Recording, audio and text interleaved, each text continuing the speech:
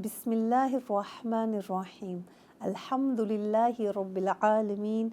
Wassalatu wassalamu ala Sayyidina Muhammad wa ala alihi wa sahbihi at-tayyibin at-tahirin.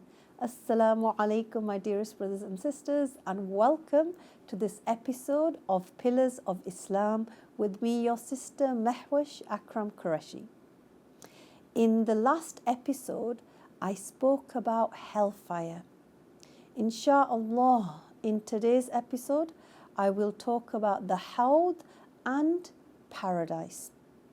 So, the Prophet ﷺ informed us that after the Muslims cross the Sirat, which is the bridge below which is hellfire, they reach a large body of water called the basin, and which in Arabic is called the Hawd.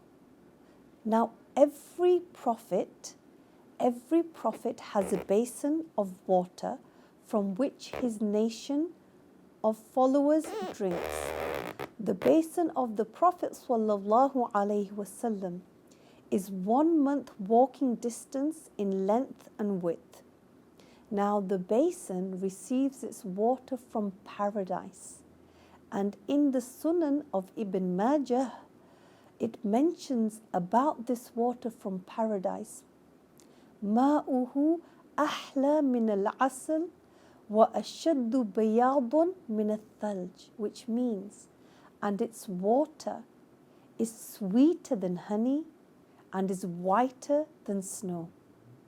And in another hadith narrated by Ahmad in his Musnad, regarding the water of the basin, it states, Ma'uhu ahla min al-asal wa ashaddu biyadun min al-laban wa atwibu rihan min al-misk, which means its water is sweeter than honey, whiter than milk, and better smelling than musk.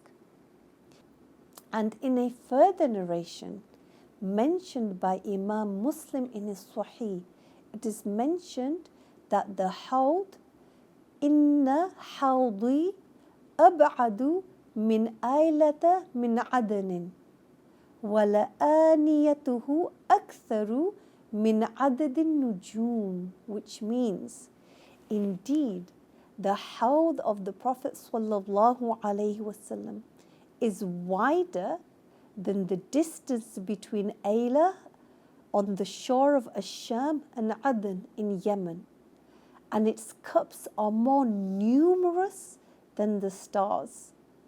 So, there are also numerous small cups surrounding the basin, and they will be used by the Muslims to drink from the water.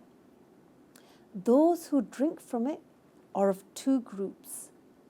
The first group, sinful Muslims, who will drink from it to relieve their thirst, and the second group, pious Muslims, who will drink from it to enjoy its taste. However, the one who drinks one sip from it will never again feel thirst.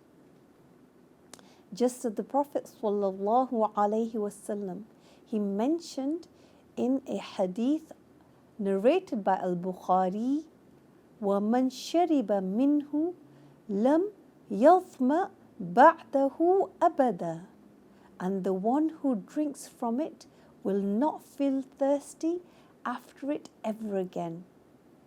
It was narrated that the water of the river Al-Kawthar pours into the Hawd.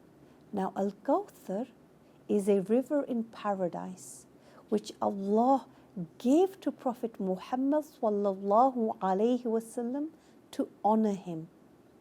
Some people therefore refer to this basin as the Hawd of Al-Kawthar, and this is in reference to the water originating from the river Al-Kawthar that pours into the Hawd of the Prophet ﷺ. Imam Muslim and Imam Ahmad narrated that Anas radiallahu anhu said, the Prophet sallallahu alaihi wasallam was once sleeping and then got up and smiled. We asked him about the reason for him smiling. He said that a surah had been revealed to him and he recited Al-Kawthar. Then he sallallahu alaihi wasallam asked, do you know what Al-Kawthar is? We said, Allah and His Messenger know best.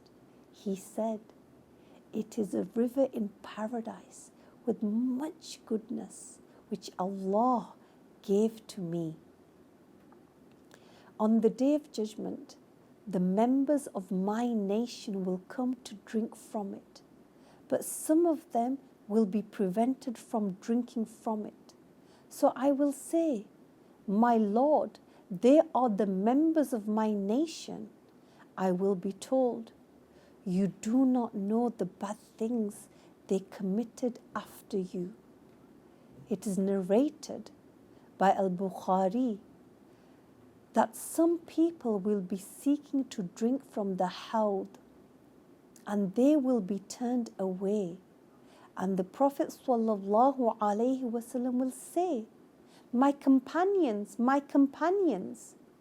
The Prophet sallallahu alaihi wasallam will be told that these people are prevented because they committed kufr after you. So this narration doesn't mean that these people actually reach the Hawd. Rather, some people would face the direction of the Hawd as though they are trying to get to it, and then the angels would take them away from it into a different direction. Then the Prophet sallallahu alaihi wasallam will say, O Allah, those are my companions. And at that point he will be told, you don't know what they did after your death. They apostatized, as in they were Muslims and they left Islam. They committed kufr and are thus kafirs. After the people drink from the water of the basin, they will enter paradise. Prophet Muhammad sallallahu alaihi wasallam will be the first person to enter paradise with both body and soul, so as to remain forever in its enjoyment. The Prophet sallallahu alaihi wasallam, he informed us about paradise, and insha'Allah I will convey this information to you.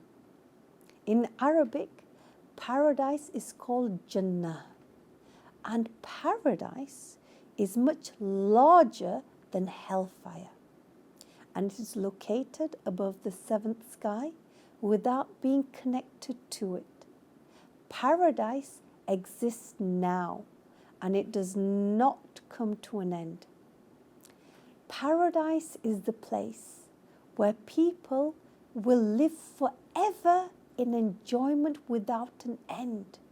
Imagine never experiencing sadness, pain, or boredom.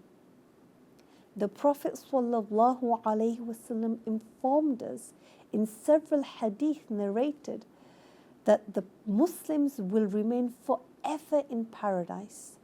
Amongst these narrations is what Al-Bukhari and others narrated of the Prophet sallallahu alaihi wasallam saying that an angel will say on the Day of Judgment, Ya Ahl al-Jannah, khuludun fala mawta, wa ya Ahl al-Nari, khuludun fala mawta, which means, O people of paradise, dwelling here is forever, and there is no death.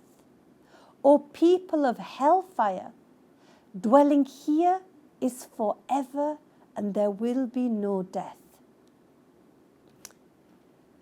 The greatest honor, the greatest honor and endowment that will be granted to the people of paradise is the ability to see Allah Ta'ala.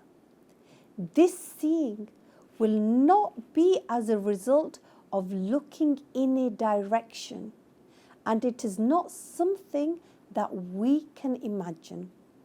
The scholars mentioned that people will see Allah by a special power that Allah creates in their eyes, without Allah having a form, bila kayf, or being in a place, bila makan, or in any direction, bila jiha, different from the way a creation is seen. The Prophet ﷺ informed us that the Muslims will see Allah in the hereafter. In a Sahih Hadith narrated by Muslim, the Prophet ﷺ said, "Innakum satarawna rabbakum yawm al-qiyamah," which means, indeed, you will see your Lord in the hereafter. In Arabic, this is called ru'yatullah. In Arabic, this is called ru'yatullahi ta'ala bil-'ayni fil akhirah. Seeing with our eyes Allah Ta'ala in the hereafter.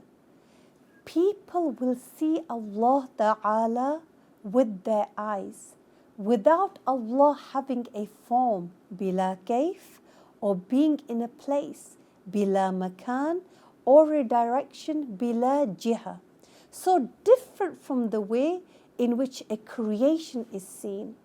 In other words, Allah will create within the eyes of the Muslims the ability to see Him.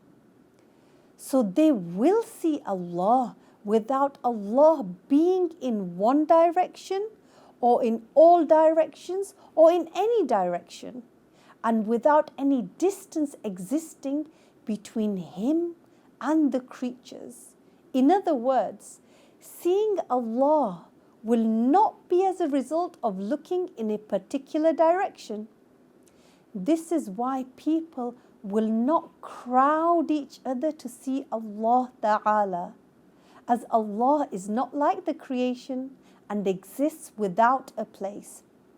This issue was clearly summarized by Imam Abu Hanifa approximately 1,350 years ago, when he said in his book Al-Fiqh al-Akbar, "Wallahu ta'ala yura fil akhirah wa yarahu al-mu'minun wa hum fil jannah bi'ayni ru'usihim bila tashbihin wa la kayfiyatin wa la yakunu baynahu wa bayna khalqihi masafa," which means Allah, the one who does not resemble the creation, will be seen in the hereafter. The Muslims will see Him with the eyes of their heads, without Allah resembling the creation, without Allah having a manner of being, and without a distance between Him and His creation. So Imam Abu Hanifa said, وَلَا يَكُونُ بَيْنَهُ وَبَيْنَ خَلْقِهِ مَسَافَةٌ, without there being a distance between Allah and His creation. This is because Allah exists without place and direction. It is mentioned in the Qidah of Ibn As-Sakir that Allah created the entire universe, the upper and lower, the Arsh and the Kursi, the skies and the earth, and what is in them and what is between them. All physical entities above us and below us, in the sky and above the sky, upon the earth and below the earth, as well as every action and thought exists in the universe, it is all created by Allah Ta'ala.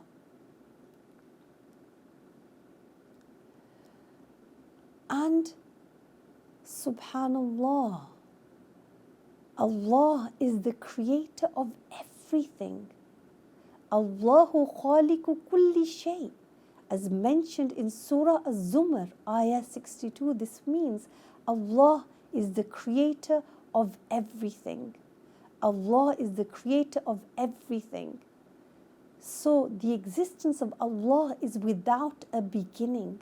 Allah has always existed. Allah has always existed.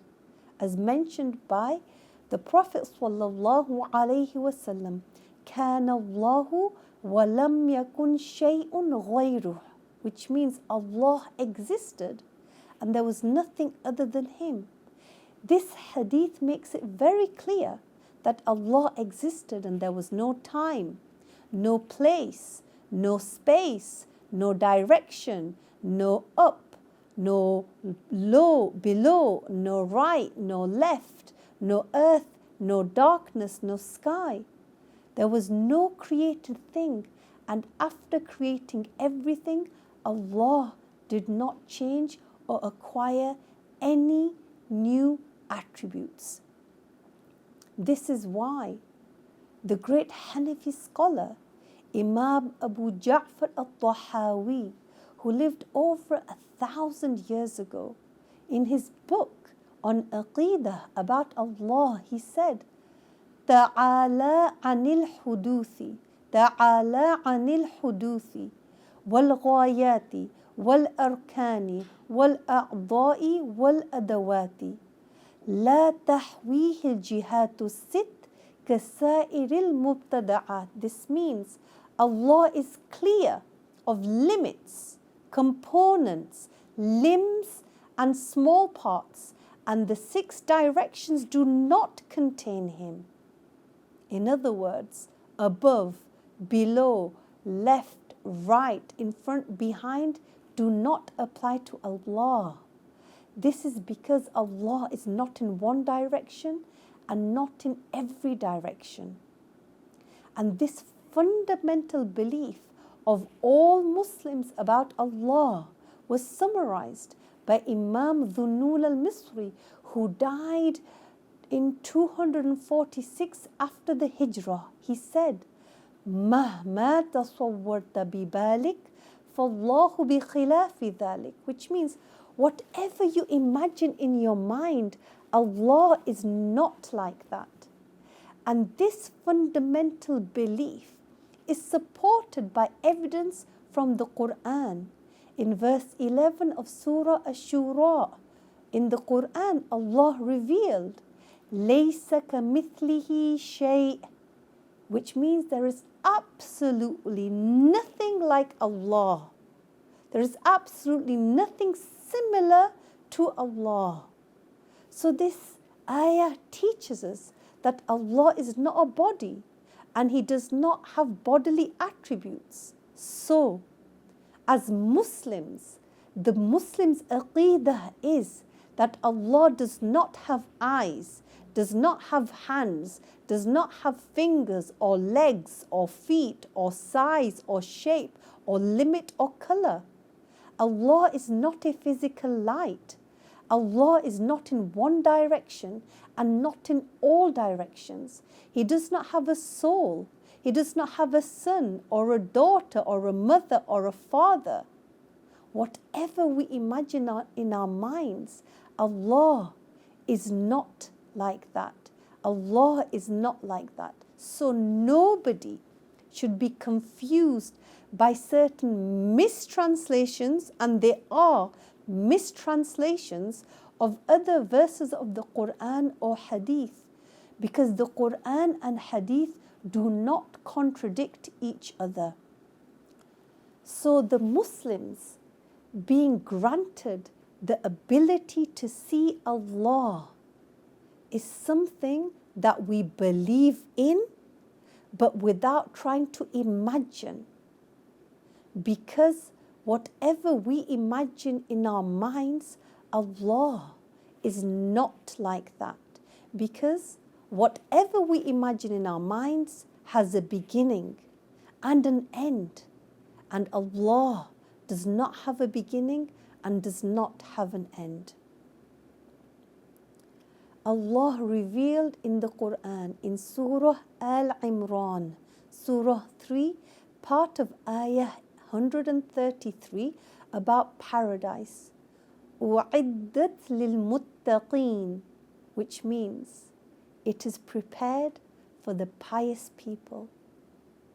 Now, it is prepared means that it already exists. And this is also evident from many hadith that paradise is already existing. For example, Al-Bukhari and others narrated that the Prophet ﷺ during the night of Mi'raj said, "Dakhaltul Jannah," which means I entered paradise. It is also known to all Muslims that Prophet Adam alayhi salam used to live in paradise before coming down to earth. So paradise is a real place that already exists, and it's not just something imaginary. Imam Muslim narrated in his Sahih that the first person to enter paradise with both body and soul will be Prophet Muhammad sallallahu alaihi wasallam. Prophet Muhammad will take the ring of the door of the gate of paradise and he will move it. The angel in charge of that gate will tell the Prophet, "You are the one I was ordered to open the gate of paradise for. I was ordered not to open it for anyone before you." Subhanallah. In paradise, there are different levels, maratib, and the highest level is called Al-Firdaus. Al-Bukhari narrated that the Prophet ﷺ said, فَإِذَا سَأَلْتُمُ اللَّهَ الْجَنَّةَ فَاسْأَلُوهُ الْفِرْدَوْسَ فَإِنَّهُ أَوْسَطُ الْجَنَّةِ وَأَعْلَى الْجَنَّةِ, which means, when you ask Allah for paradise, ask Him specifically for Al-Firdaus, because it is the best and highest place in paradise. The 4 rivers of paradise spring from Al-Firdaus, that is, the river of water, the river of milk, the river of honey, and the river of non-intoxicating wine of paradise. Subhanallah, it's mentioned in the hadith of At-Tirmidhi and others that the Prophet ﷺ said that there are 100 different levels in paradise. The distance between one level and another is like the distance between the earth and the first sky. My dearest brothers and sisters, I ask Allah to grant me and you and our loved ones the highest gardens of paradise without any previous torture. I hope you can join me for the next episode, where I will continue to give you amazing details about paradise, and Allah knows best. Assalamu alaikum wa rahmatullahi wa barakatuh.